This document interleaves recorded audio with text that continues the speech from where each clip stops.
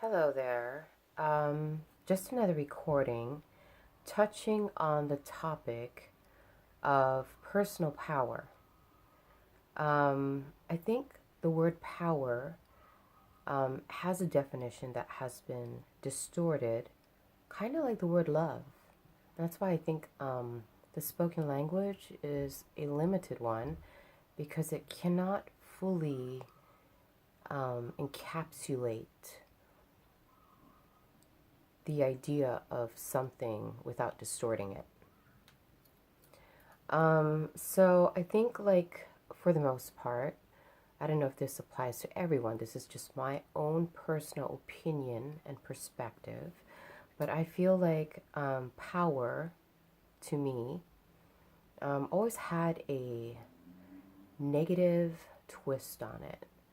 Just because I think, like, for the most part, um, I've I've almost deciphered it as something that has been used to control people, and it has been um, abused and misused in order for ego gratification, But the more I kind of explore the topic, um, there's other how do you say, ways of looking at it. And today I wanted to kind of discuss that. And the kind of power I'm talking about is personal power. I think a lot of us have relinquished our personal power in order to allow someone else to control um, who we are, what we're supposed to be doing, um, what reality should be like, how we decipher reality, and so forth. So, yeah, we've given our personal power away to others in order to gain acceptance. And how this relates to the INFJ personality is in other recordings, I've stated that we have a tendency to be extremists and we tend to be highly dualistic. Um, and the advantages of that is, I feel, the ability to explore one side of the spectrum from an extremist viewpoint, and then having the ability to explore the opposing side of the spectrum.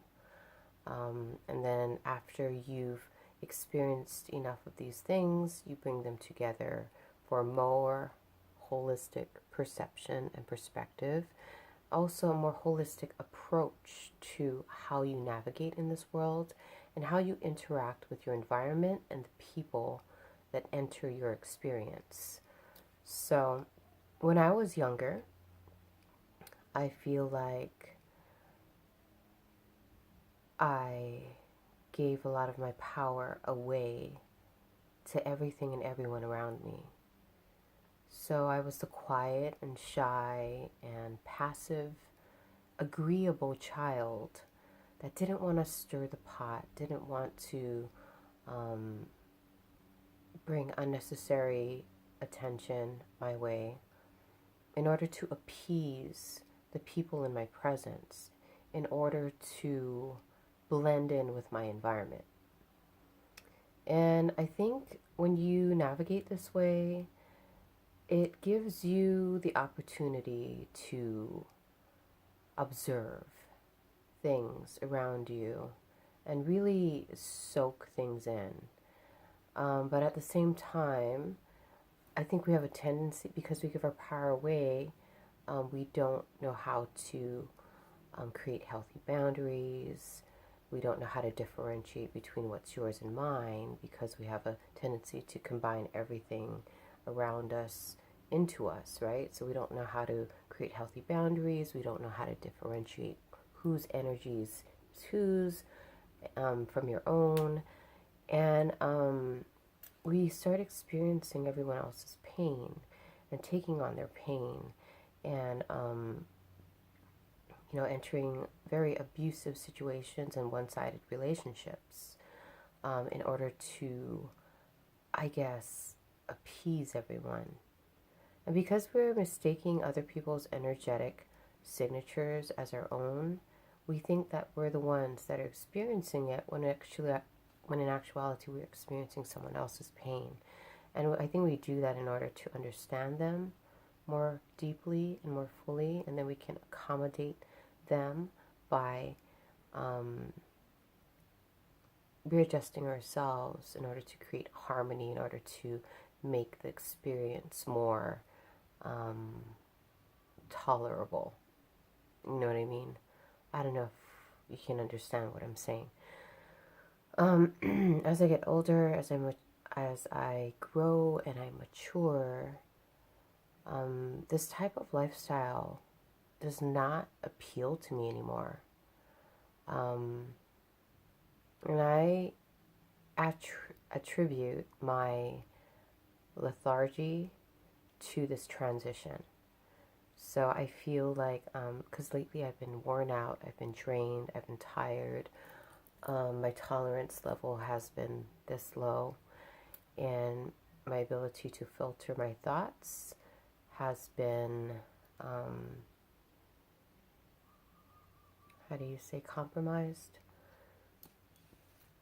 And yeah, that can be perceived as a bad thing, especially when you're accustomed to being a certain way for a prolonged period of time. But for me, I recognize it's a transition, and I am needing this time for self-care and to actually allow myself to let the transition occur from one way of being to another, if that makes sense.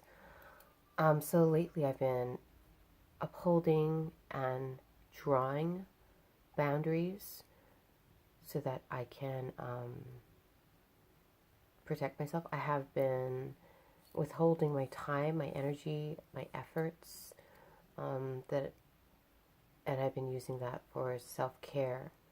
Because not everybody, I know this doesn't sound right, but not everybody deserves your attention or your support. Some people don't know how to reciprocate energetically, and so you end up leaving like an interaction super drained, and the other person ends up taking everything from you. It's not a healthy or balanced way to live. So you kind of have to be able to learn how to create healthy boundaries and uphold them. You have to learn how to discern and differentiate and know when something or someone is like, how do I say, deserving of your time, energies, and efforts. And if they're not, then that's fine too. You can withhold that currency and not feel guilty about it. Because I know we have a tendency to guilt trip ourselves. It's not necessary. It's a form of self-abuse. I had to learn that. It took me many years, that it's okay not to feel guilty. It's okay to say no. It's okay to step back when I feel like, this interaction or this experience is not worth exerting myself. It's not a worthy investment. It's not going to enhance me or grow me or evolve me or, transform me. So it's definitely, something that needs to be left behind and move forward. Another thing that we have to learn, well, of course, when you're implementing boundaries, learning to say no and learning to not feel guilty, you're asserting yourself and you're taking back your power. You're allowing yourself to be who you are without having to compromise anything, And then the more authentic and the more true you are to revealing yourself on a holistic level, because we are authentic and we are sincere and we are true, but we've only been revealing like fragments of ourselves to particular people. You know what I mean? But once you feel more comfortable revealing everything, that's when you empower yourself, and that's when you start living your life fully and wholly and authentically. That's when you start integrating all the information you've acquired throughout the years into this, so that instead of a war that's going on within yourself, you've made peace with yourself. You've made peace with your existence, with your your power, and you give people the opportunity to also be themselves. You know, I mean, obviously you can't control people and you can't force them to be anything they don't want to be, but still, you give people opportunities to be themselves. Another cool thing is, what was I going to say?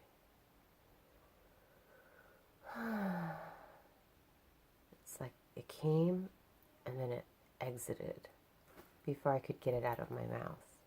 It happens. Anyhow, yeah. Be genuine, be authentic, stop hiding yourself.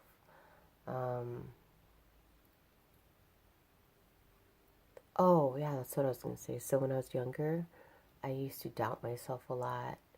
I used to crucify myself a lot. I used to,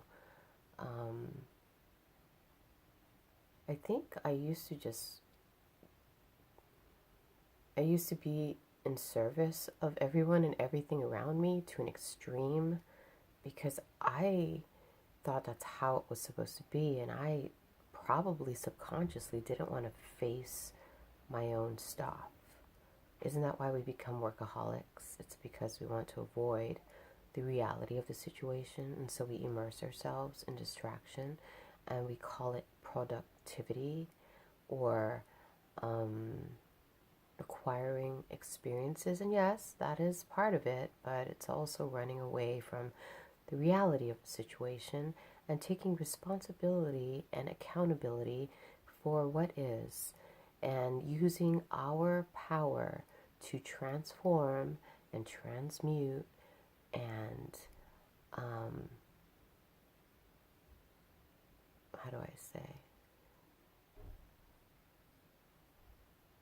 integrate opposing dimensions of reality. So I spent a lot of time self-doubt and self-sacrifice and having little to no self-confidence and living through other people's experiences and feelings. And now I'm here, and I feel more confident in myself. I feel more empowered. Like, I don't feel it is necessary to give myself away to things that I don't think will benefit my growth or my consciousness or my awareness or my understanding. And I don't feel like I need to draw upon others to feel fulfilled. I feel like I feel fulfilled with myself. And whoever comes, comes. Whoever goes, goes. And either way, it's okay. It's a very empowering place to be at. You feel an insurmountable amount of peace amidst chaos. And the water that used to be muddy becomes so clear. And it's pretty amazing. And now you will not tolerate abuse or mistreatment or a distorted sense of reality. And if people come to you, you can give them the opportunity to see what's really going on. You know what I mean? Instead of retracting or silencing yourself, your presence becomes a powerful, powerful thing. Anyhow, it's 15 minutes. I feel like I'm rambling, but I'd like to say thank you for listening. Blessings to one and all, and amen.